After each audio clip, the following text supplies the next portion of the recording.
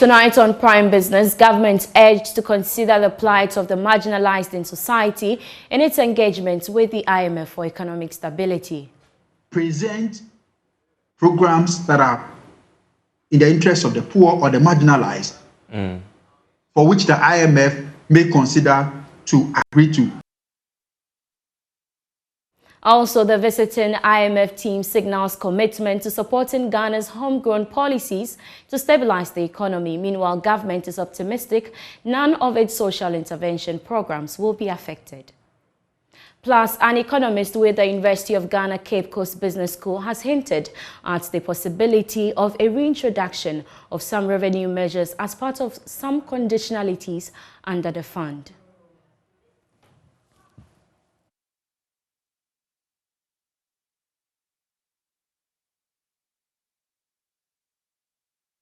Some of the tax measures in our budget which we have not been able to collect may be pressed. For example, property tax may become a target area for new revenue under an IMF program. These and more coming up in the next 30 minutes. Please stay.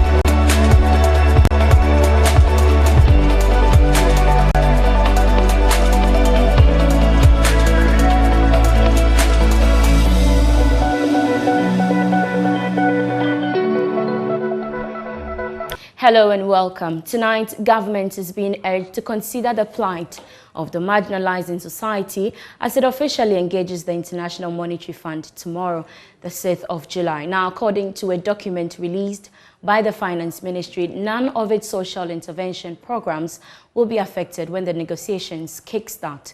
But speaking earlier on Business Live, senior lecturer at the Department of Finance, University of Ghana Business School, Dr. Benjamin Amoah, said government should look at policies geared towards supporting the poor. In most instances, when you look at the IMF policies try to put into priority zones projects and initiatives that attempt to help the poor.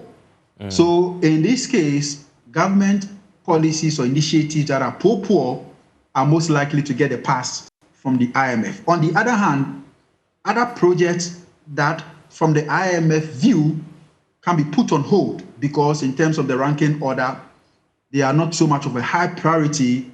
Then it is up to the government of Ghana to sift through its programs and initiative and then present programs that are in the interest of the poor or the marginalized, for which the IMF may consider to agree to. And then for some other programs that are big projects that do not necessarily impact directly on the poor, government may have to shelve it for now as it seeks to get the fiscal space with the support of the IMF in terms of managing its finances. Dr. Amoah has, however, described as overambitious government's 3-year target to turn around the economy with the aid of the Bretton Woods institution. If you ask me from what is happening around the globe and the fact that international capital market is becoming tighter and tighter, I would say that minimum 3 years is okay because it is minimum 3 years, meaning that government appreciate the fact that chances are that the project will have to go beyond 3 years. So a target of 3 years is okay.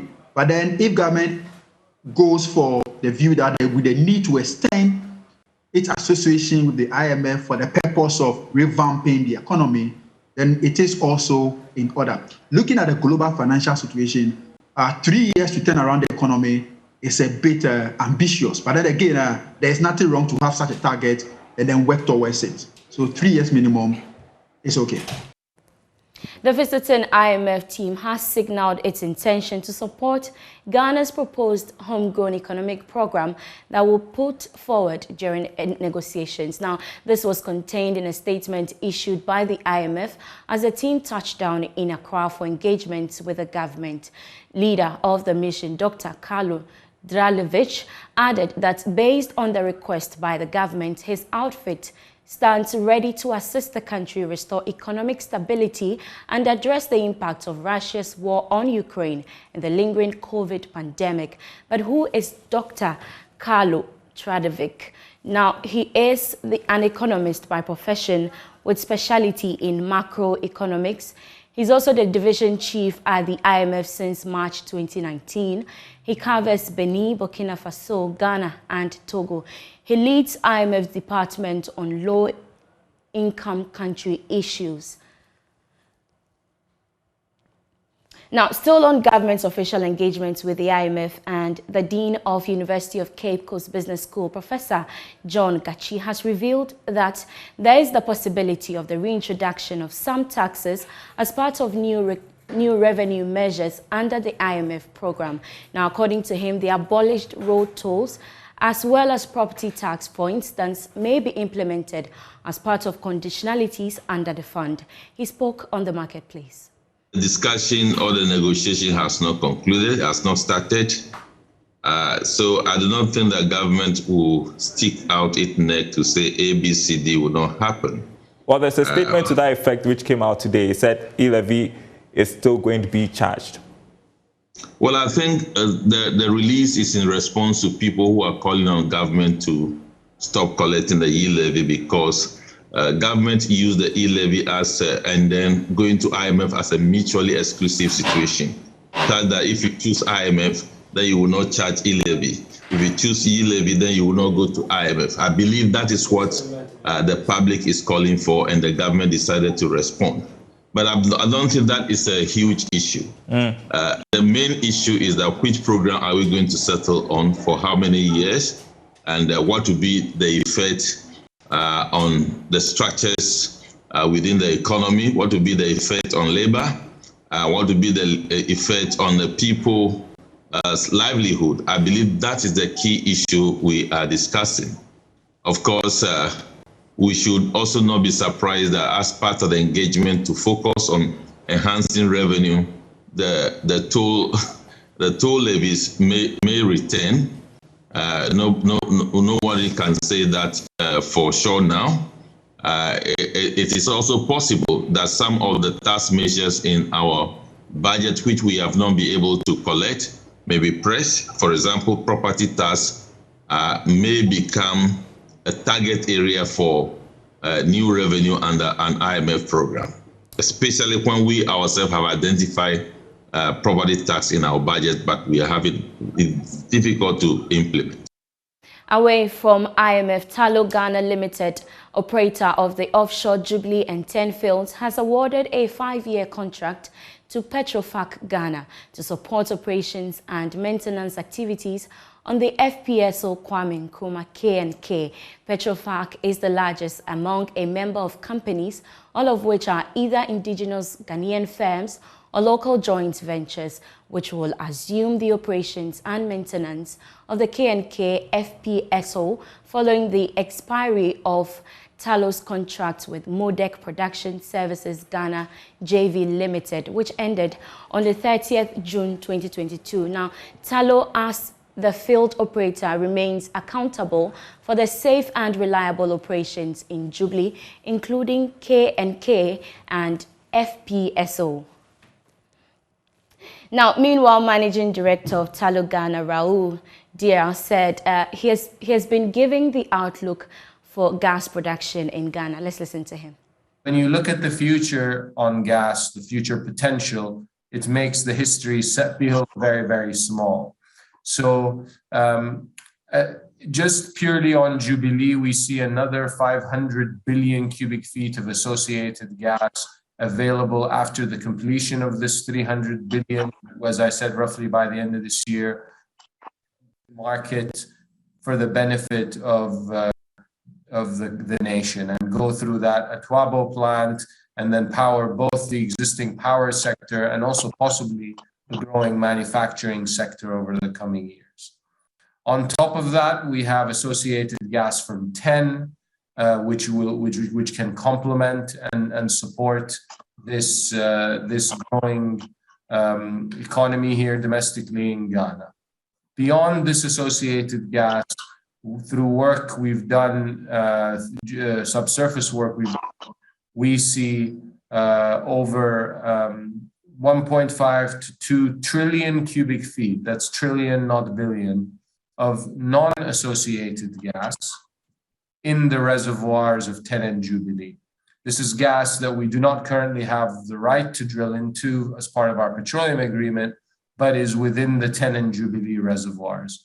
So with the appropriate investment in the upstream, i.e. drilling these wells and ensuring we have the processing capacity, this gas can also join the Jubilee and TEN exported gas over the coming years to add on top of this already existing export and the numbers I mentioned that can come from the associated gas potential. All this gas put together, we see an opportunity to be exporting consistently 250 to 300 million standard cubic feet a day of gas from Jubilee and TEN, combined associated and non-associated gas, for the foreseeable future, at least till the end of agreements on Jubilee and TEN, but even likely have the potential to do it for longer. So we'll do that, and we're very excited about it. And the part that we're most excited about is under any cost for that gas, it will by far be the least expensive, least costly gas available to the nation from any source, domestic or foreign. And we're of course proud that it will be domestic. So it will be the lowest cost gas available from any source, domestic or foreign. So all of that is benefit to the nation, benefit to the Ghanaian population, and benefit to the economic growth and strength of Ghana. Ghana's fight against cyber crimes will be ineffective without the collaboration of respective organizations and various sectors of the economy. This is according to the Acting Director General for the Cybersecurity Authority, Dr. Albert Ntwiboisiako, speaking at a workshop to validate the Child Online Protection Framework. He explained that various sectors and organizations would have to identify their roles to consolidate the efforts of his outfit to help in cybersecurity development in Ghana. The overuse of technology and unsupervised access to the internet may cause many negative effects on children's social skills as well as their mental and physical development. To address issues related to child online safety, Dr. Ntwiboisiako called for the development of practical tools to help minimize the risk, sharing knowledge and experience. I think we need to be clear. It's a collective responsibility.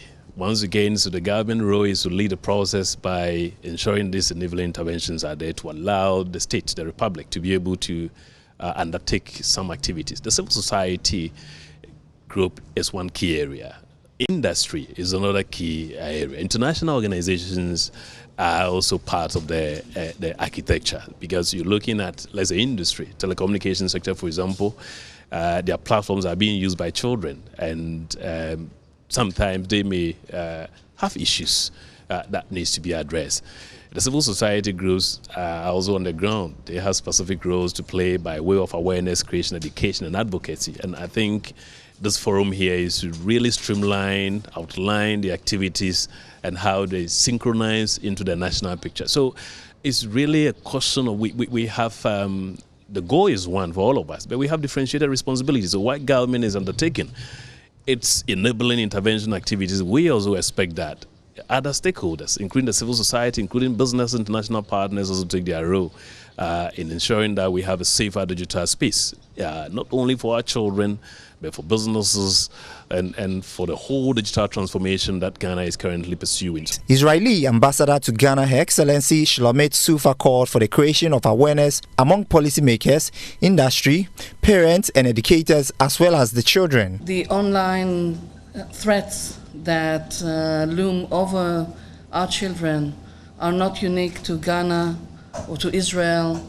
We share them all over the world. We see the same risks, the same dangers, and it's extremely important to join hands and work together. I would like to reiterate Dr. Albert's words in saying that only by joining hands together, both government and civil society, we can reach out to protect, hopefully, each and every child. The online dangers and threats are not just great, but ever expanding and ever growing.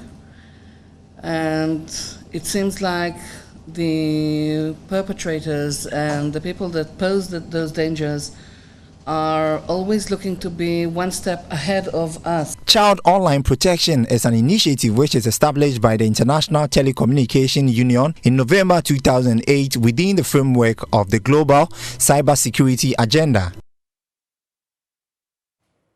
The managing director of SG Bank Ghana, Hakeem Uzani, has noted that small and medium-scale enterprises would have to focus more on enhancing their capacities in acquiring new skills and techniques in order to attract more investments. Now, according to him, the bank is embarking on several projects to support small businesses in marketing and promoting their product to benefit the economy at large.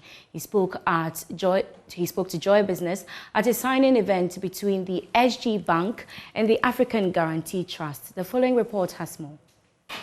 Small and medium enterprises generally lack economies of scale and may incur high costs in acquiring and utilizing technologies and upgrading skills of their manpower.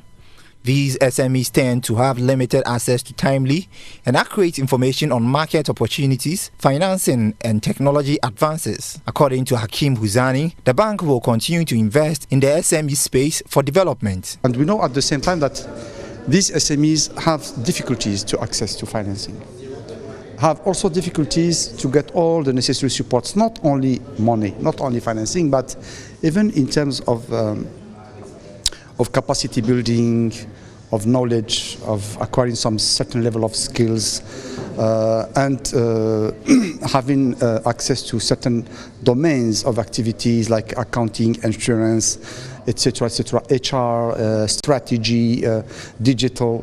All those topics are important for them, but they don't have necessarily the means and they don't have necessarily the right accompaniment. This is why we have made, as a bank, as Societe Generale Ghana, we have made like building a setup with SG Home of Business to give the advice, with partnering 18 partners, public and private partners in Ghana. Deputy Managing Director for the bank, Francois Pousse, claimed that the collaboration will strengthen the bond between the bank and its clients. Small and medium enterprise is where we want to put our efforts because they are the backbone of the economy, and we believe it is our duty to help SMEs to grow. So we've started a number of initiatives, starting with a first risk-sharing facility a few years ago, starting 2 years ago with our Home of Business, where we are capable to give free advisory just to any SME who can walk in and get advisory on building a business plan. The African Guarantee Fund's Managing Director Benjamin Bevo outlined the necessity of the alliance and indicated that his organization is determined to work with Anglophone nations as well as Francophone nations. So AGF has been doing a lot of business in all of Africa, in many countries, and particularly AGF West Africa has a lot of presence in the Francophone countries, but we want to develop more the business in the English-speaking countries because we believe the SMEs are really growing there, and there's something to do about it. And Ghana being the second largest economy in the region, we believe Ghana should be one of our top priorities. And at the same time, we have an ongoing partnership with the Societe Generale Group as a group. The signing event is expected to fully provide support to small and medium enterprises across the country. Businesses in the tourism sector have been sensitized on the third phase of the Ghana Tourism Development Project grant disbursement to improve the performance of tourism, arts and culture. The grant disbursement managed and implemented by the Ministry of Tourism, Arts and Culture is aimed at strengthening and developing the tourism sector. The sensitization program, which took place in Kumasi, also provided an opportunity to key players in the sector to appreciate how to benefit from the $10 million grant to support their firms. Mohammed Nuruddin reports. We have realized that we have deficits in terms of infrastructure, we have deficits when it comes to service delivery, we have deficits when it comes to the supporting services for tourism delivery in general. And so government decided to go for a grant from the World Bank, a $40 million grant with separate components, one for capacity building, for infrastructure support, for tourism enterprise, and for project management in total. As we speak, we realize also that whilst they are publicly owned sites that government is investing in, it became necessary to set aside part of the money under a grants program to support private initiatives or private enterprises under the tourism sector or ecosystem for that matter. So we have hotels, for instance, we have sites, we have restaurant services, we have tourism transportation related services that are not owned by government. They are owned by private individuals or communities, or in some cases traditional councils. The third phase of the tourism grant will be disbursed under 3 levels: COVID relief funds to help firms get off the ground, grants for small and medium-sized businesses, and site upgrade grants to help businesses and tourism sites upgrade their infrastructure. Somehow, and there are 3 levels of the grants. There's what we refer to as the COVID relief grant, which would provide some seed money. We actually call it a matching grant for the people in that industry. It's a lower level support, up to about 20,000 Ghana cedis to support the activities once they can demonstrate that COVID impacted their business negatively. The second is the SMEG, that's the Small Medium Enterprises Grant, looking at some of the businesses in the ecosystem who are slightly bigger, employing up to maybe 30 people, downwards of a minimum of 5 people, and they can attract up to, let's say, $20,000 to be able to support the business they are doing in the ecosystem. The third is the SUG, which is the site upgrade grants, that is looking at supporting specific tourism sites and enterprises to be able to develop their infrastructure so that they can move up the business ladder and be able to work, employ people, prove and demonstrate economic impact, and also ultimately grow tourism numbers or traffic to their sites. That's all for Business Now, but we have more business stories when you log on to myjoyonline.com. Up next is what's trending on the international front. My name is Beverly. Have a good evening.